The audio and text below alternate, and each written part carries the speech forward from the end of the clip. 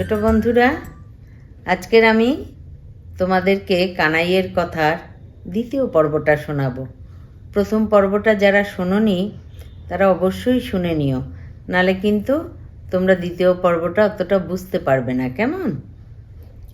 তো সেই কানাই লাল ফলটা খেয়ে যে দৌড়ানো শুরু করেছিল না, সে দৌড়তে দৌড়তে তো রূপসানগরে ঢুকেছে।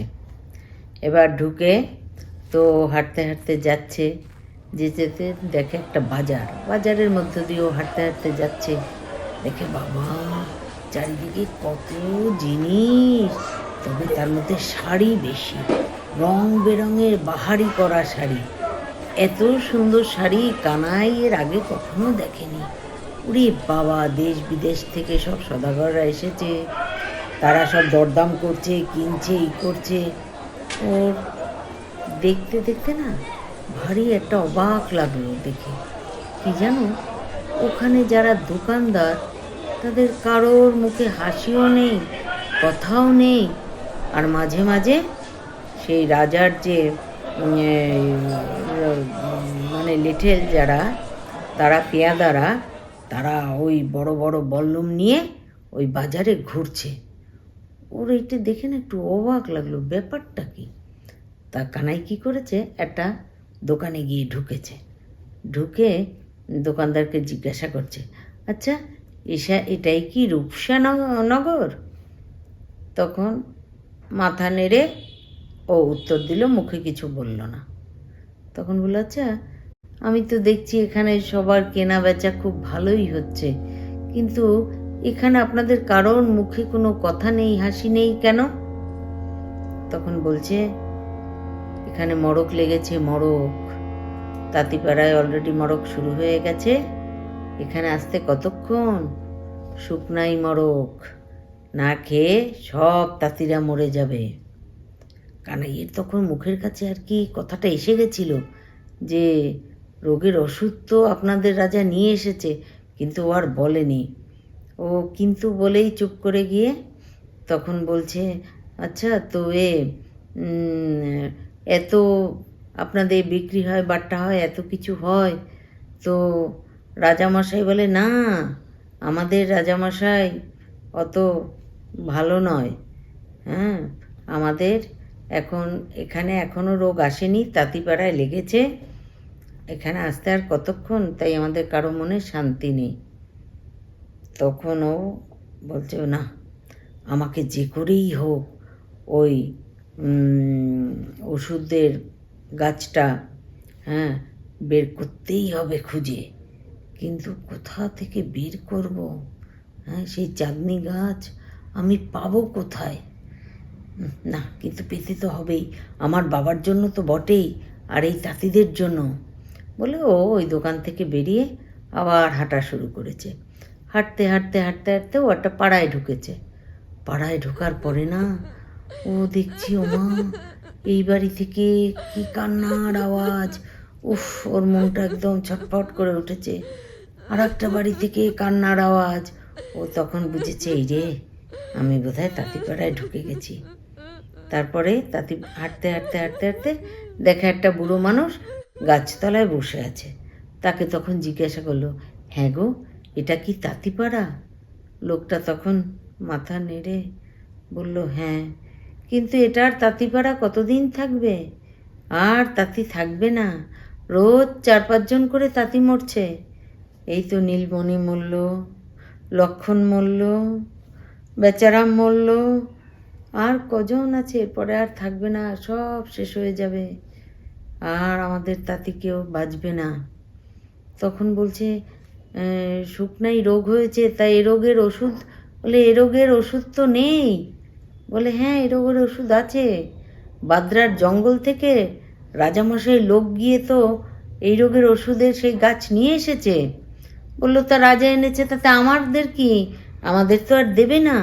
বলে, কেন দেবে না? বলে, না, ওনা এদিক ওদিক একটু তাকিয়ে নিল যে কেউ আছে কি না। বলছে, আমাদের রাজা একটা পিশাচ, সে কি করে, এই তাঁতিদের জোর করে ওই বল্লমের খোঁচা দিয়ে করে তাদের অবাধ্য হলেই তাঁত বোনায়, আর যারা তাঁত বুনতে চায় না তাদের শুলে চড়ায়। কেন তাঁত বুনতে চাইবে বলুন তো?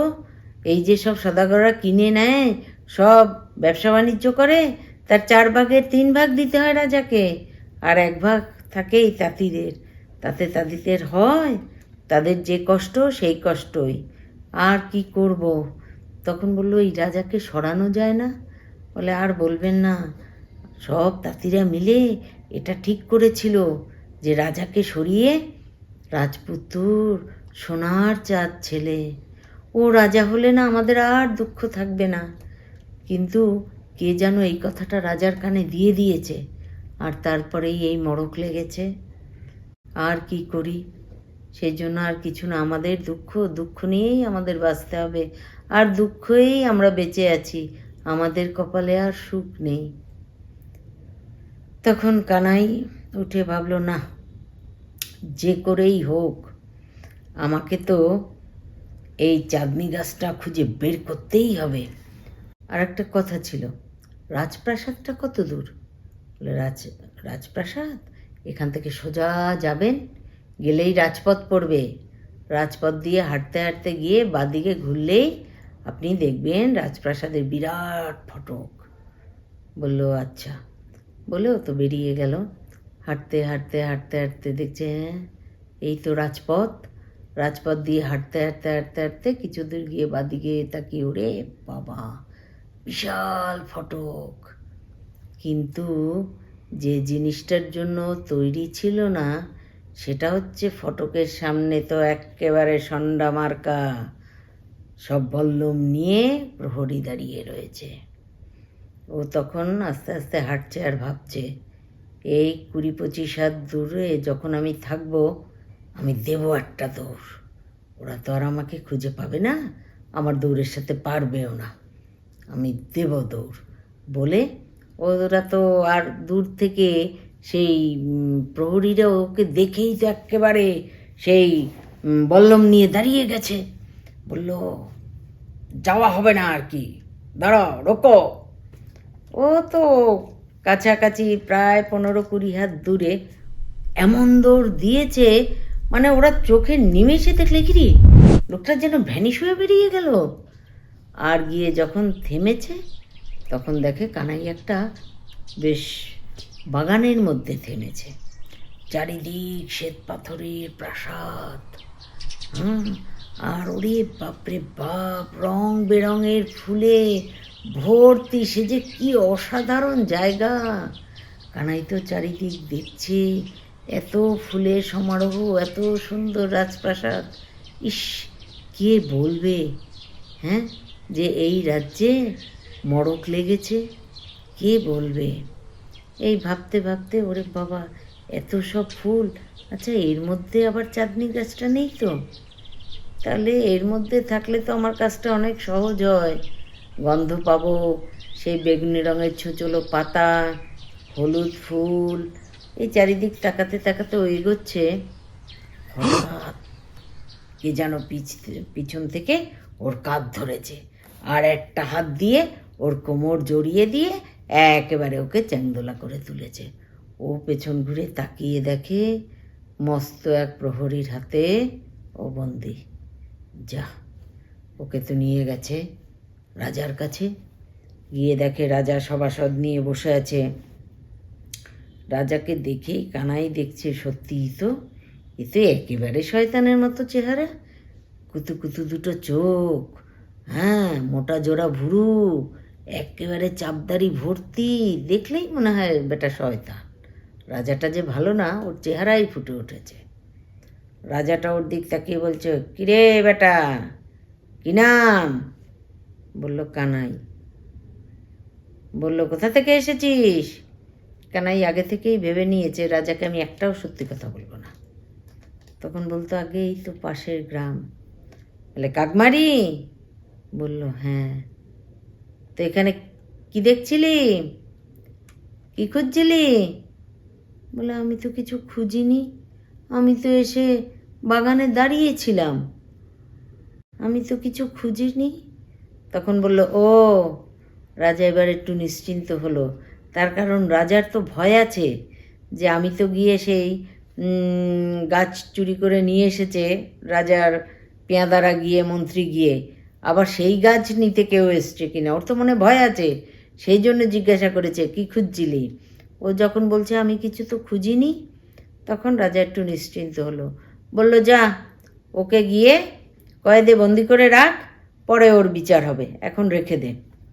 তা তো নিয়ে গিয়ে পেয়াদারা ওকে নিয়ে চললো কয়েদখানাতে রেখে দিতে। আর বলল ঢুকলো কি করে, ও রাজপ্রাসাদে ঢুকলো কি করে, ফটকে তো রয়েছে, ওই যে ফটকে যে রয়েছে পাহারা দিচ্ছে যে দুজন, তাদের শুলে চড়াও। রাজকার্যে ফাঁকি দেওয়ার শাস্তি এদেশে মৃত্যুদণ্ড। হ্যাঁ, শুলে চড়িয়ে দাও। যশবন্ত সিং আর বলবন্ত সিং দুজন ছিল একেবারে বেশ তাকত পালোয়ানের মতো। সবাই তো বললো হ্যাঁ হ্যাঁ হ্যাঁ, শুলে চড়াতে হবে, ওরা রাজকার্যে ফাঁকি দিয়েছে, নাহলে ও ঢুকলো কি করে। নতুন নতুন দেখে, ভালো দেখে আবার প্রহরী বসাও, যে কেউ রাজপ্রাসাদে ঢুকে যেতে পারছে, এটা তো হবে না। যাই হোক, এটা তো গেল, যশবন্তর আর বলবন্তের প্রাণটা তো গেল। এবার ওকে তো কয়েদে ঢুকিয়ে দিয়েছে, ওর তো এখন চোখে সেই যেন হতাশা, হায় রে এখন আমি কি করব, আর মাত্র 8 দিন বাকি, এর মধ্যে আমি তো বন্দি, কি করে বেরোবো, কি করে আমি সেই চাঁদনি গাছ খুঁজে বের করব। হায় রে, বাবাকে না খাওয়াতে পারলে আর বাবাকে জীবনের মতো হারাবো রে। ওর চোখে জল চলে এসেছে, এমন অসহায় ওর আর কখনো লাগেনি, সবসময় একটা বেশ মানে ওর চনমনে ভাব ছিল সব কিছুতে, হ্যাঁ পারবো না কেন, ঠিক পারবো, কিন্তু এখন যেন হতাশা ওকে গ্রাস করে ফেলেছে। হ্যাঁ, তো ওকে বসে, সে তো তালা দিয়ে মস্ত গেট একেবারে বন্ধ টন্ধ করে রেখেছে, প্রহরী পাহারা দিচ্ছে, ও তো সেই কোনায় বসে ভাবছে হায় রে, জগাই বাবাও তো আর ডাকছে না, কিচ্ছু বলছে না, আমি এখন কি করব, মানে হতাশায় ও ঘুমিয়ে পড়েছে। পরের দিনে উঠেছে, আবার কখনো জেগে থাকে, কখনো ঘুমায়, ওই মানে জেলের খাবার, ওটা তো কয়েদখানার খাবার, অখাদ্য খাবার খেতে পারে না, তাও যেটুকু খায় একটু খায়, ঘুমিয়ে পড়ে। একটা ছোট্ট মানে জানলা, সেটা দিয়ে রোদ আসে, ও তাকিয়ে দেখছে এটা তো পশ্চিমের জানলা, পশ্চিমে রোদ এসে পড়ছে, তার মানে হায় রে 3 দিনও পেরিয়ে গেল, আর মাত্র 5 দিন বাকি, কি হবে রে, ইস ঠাকুর কি হবে, আর জগাই বাবাও তো আর ডাকছে না, এইসব নানান কিছু ভাবতে ভাবতে হতাশায় ও ঘুমিয়ে পড়েছে। হঠাৎ ওর ঘুমটা ভেঙে গেল, দেখে অন্ধকার, কে যেন ওই মশাল জ্বালিয়ে গেছে, হ্যাঁ প্রহরী এদিক ওদিক কটমট করতে করতে যাচ্ছে, পাহারা দিচ্ছে। কিন্তু আচ্ছা আমার ঘুমটা কেন ভাঙলো, ওহো, হঠাৎ ও দেখলো যে ওর ট্যাকে গোজা আছে না ঝিনুকটা, সেই ঝিনুকটা থেকে শব্দ, তাড়াতাড়ি ট্যাক থেকে ঝিনুকটা নিয়ে কানে ধরলো, কানে ধরার পরে ও শুনতে পাচ্ছে কানাই কানাই কানাই, ও তো শোন, আমার কিছু কথা মনে পড়েছে রে, তোকে ওই যে 3টে ফলের মধ্যে তো লাল ফলটা তোর খাওয়া হয়ে গেছে, আরও তো 2টো ফল আছে, নীল আর হলুদ, বুঝেছিস, তুই নীল ফলটা খেলে না তোর মধ্যে একটা অদ্ভুত জিনিস হবে, তুই যখন তখন অদৃশ্য হয়ে যেতে পারবি, তোকে কেউ দেখতে পাবে না, তুই সবাইকে দেখতে পাবি। তবে একটা কথা বলতে হবে, যখন তুই অদৃশ্য হতে চাইবি তখন তুই বলবি ফক্কা, ফক্কা যেই না বলবি তুই অদৃশ্য হয়ে যাবি, তোকে কেউ দেখতে পারবে না। আবার যখন তুই মনে করবি না এখন আমি আবার নিজের শরীর ধরবো, তখন বলবি টক্কা, এবার টক্কা বললে আবার তুই তোর নিজের শরীর ধারণ করবি, বুঝলি। শোন, আর ওই যে ওই দেশের রাজামশাই ভীষণ বদমাশ লোক, ওকে সরিয়ে রাজকুমারকে রাজা করতে হবে, নালে রূপসা এত সুন্দর একটা দেশ, ছারখার হয়ে যাবে, ও দেশ বাঁচবে না, ও মড়ক, শুকনাইয়ের মড়ক সবাইকে মেরে ফেলে দেবে। হ্যাঁ, আর একটা কথা শোন, রূপসা রাজ্যেও তো মড়ক লেগেছে, সেই জন্য চাঁদনি গাছটা তো তোকে খুঁজে বের করতেই হবে, তোর বাবার জন্য আর তোর ওই রূপসার লোকের জন্য। তবে ওটা কিন্তু সহজ কথা নয়, ওই চাঁদনি গাছ বের করে আনা কিন্তু অনেক কঠিন ব্যাপার, তবে তারও উপায় আছে। ও তাড়াতাড়ি বলছে, হ্যাঁ জগাই বাবা, তো কী উপায়, কী উপায়? বললো, ওফ, আবার মাথা থেকে ফসকে গেছে, ভুলে গেছি, আবার যদি মনে পড়ে তখন বলবো, কেমন? ব্যাস, সেই ঝিনুক থেকে আবার সমুদ্রের গর্জন। জগাই বাবার এই সব ভুলে যায়, আসল কথাটাই তো বলতে ভুলে গেল রে। ঠিক আছে, তখনও বললো, আচ্ছা তাহলে। ও তাকিয়ে দেখছে যে ও পাহারা যে দিচ্ছে সেই এদিক ওদিক যাচ্ছে, যে এদিক থেকে ওদিক গেছে, চলে গেছে। ও তাড়াতাড়ি ওই নীলফলটা খেয়ে নিয়েছে। নীলফলটা খেয়ে তো বসে আছে। পাহারাদার তো আবার ওদিক থেকে যখন ওদিক গেল, তখন ও বলছে, ফক্কা। এই না ফক্কা বলেছে, ওকে তো আর দেখতে পাচ্ছে না। এবার পাহারা যে দিচ্ছিল, সে পাহারা দিতে দিতে একবার করে তাকায় যে কয়েদি ঠিকঠাক আছে কিনা।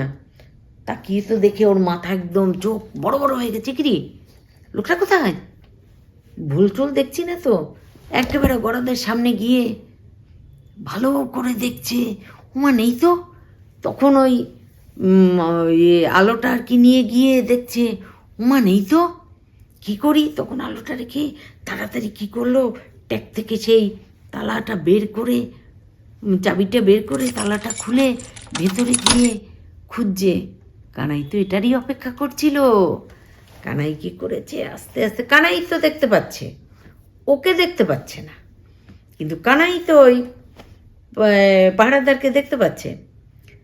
তখন ও আস্তে আস্তে আস্তে আস্তে বেরিয়ে একেবারে গিয়ে দেখছে, মনে মনে ভাবছে, আচ্ছা তো জগাই বাবা তো আমাকে আবার বলেছিল যে রাজপুত্র খুব ভালো, তাকে তার বাবা বন্দি করে রেখেছে ছাদের উপরে। হ্যাঁ, তাহলে ছাদটা কোথায়? ও গিয়ে দেখে, মা একটা ঘোরানো সিঁড়ি। তাহলে কি এই ঘোরানো সিঁড়ি দিয়েই ছাদে যেতে হয়? নিশ্চয়ই তাই।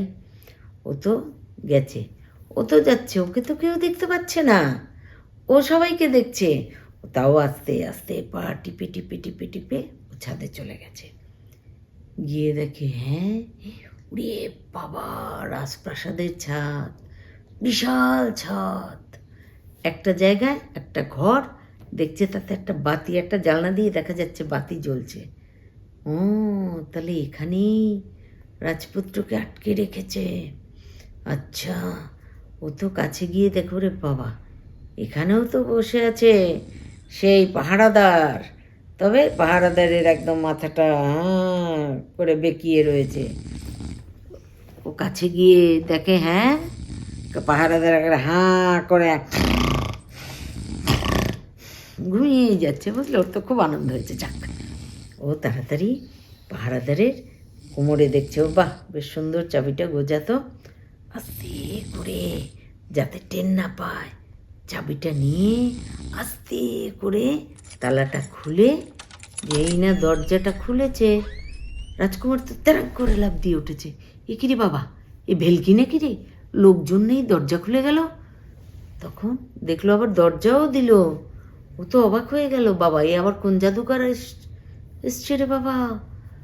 তখন কানাই আস্তে করে বলল, টক্কা।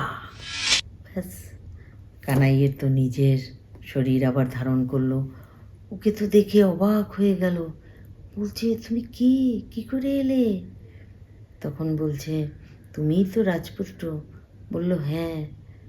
তো তোমাকে এরকম বন্ধ করে রেখেছে? বলল, হ্যাঁ, প্রজারা সব ভেবেছিল বাবা তো খুব অত্যাচারী হয়ে উঠেছে, এটা বাবার দোষ না, জানো তো, বাবা আগে এরকম ছিল না। বছর 7 আগে একজন সদাগর এসে না বাবাকে একটা পান্না দিয়ে গেছিল, বাবার কাছে বিক্রি করে গেছিল 1,00,000 সোনার মুদ্রাতে, বড় একটা পান্না। সেটা বাবার গলায় হারের মতো রয়েছে। তো সেই ওই যেদিন থেকে ওই পান্নাটা বাবা পড়ে রয়েছে, সেদিন থেকেই না পান্নাটা বাবা পড়ে রয়েছে, সেদিন থেকেই না বাবা কেমন হয়ে গেছে। একদিনের জন্য বাবার শরীর খারাপ হয়নি। বাবা আরও তাকত ভীষণ বদরাগী আর ভীষণ স্বার্থপর হয়ে গেছে। আমি যে ছেলে, বাবা আমার কথাও ভাবে না, শুধু কি করে বেশি বেশি রাজকোষে টাকা আসবে তার জন্য প্রজাদের উপর খুব অত্যাচার করে। আমি বলতে গেছিলাম বলে না, দেখো আমাকে এরকম বন্দি করে রেখেছে জানো। তখন বললো, আচ্ছা তো আমি যখন এসেছি তোমাকে তো আমি আর বন্দি দশা অবস্থায় রেখে যাব না, আমি তোমাকে নিয়ে এখান থেকে চলে যাব, কিন্তু যাবোটা কোথায়? তোমার কি কোনো থাকার জায়গা আছে? বললো, হ্যাঁ, তাঁতিপাড়ায় না গোপাল বলে আমার একটা দারুণ ভালো বন্ধু আছে। আমার তো খুব ছোট্টবেলায় মা মারা গেছে।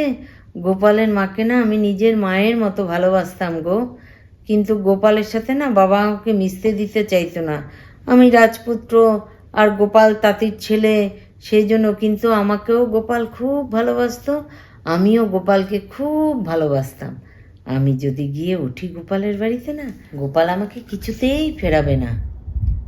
আচ্ছা ঠিক আছে, তাহলে চলো এই জ্যোৎস্না রাতে আমরা তাড়াতাড়ি বেরিয়ে পড়ি। বলছে রাজপুত্র আর কি বলছে, কিন্তু বেরিয়ে পড়বো, যাবো কি করে? ফটকে তো পাহারাদার রয়েছে। বললো, তোমার কোনো চিন্তা নেই, আমি তোমাকে পিঠে নিয়ে এক দৌড়ে চলে যাব, ওরা আমাদের ধরতেই পারবে না।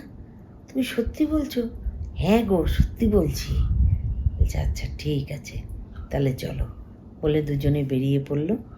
সিঁড়ি বেয়ে ওরা আস্তে আস্তে নিচে নেমে আসলো, যে বাগানের কাছে এসে ওই কিশোরকে নিয়ে রাজপুত্রকে নিয়ে দে ছুট। বুঝেছ? এটা গেল দ্বিতীয় পর্ব। এরপরে তৃতীয় পর্ব অর্থাৎ শেষ পর্ব নিয়ে দোদন দিদা পরের দিন আবার তোমাদের কাছে আসবে। কেমন?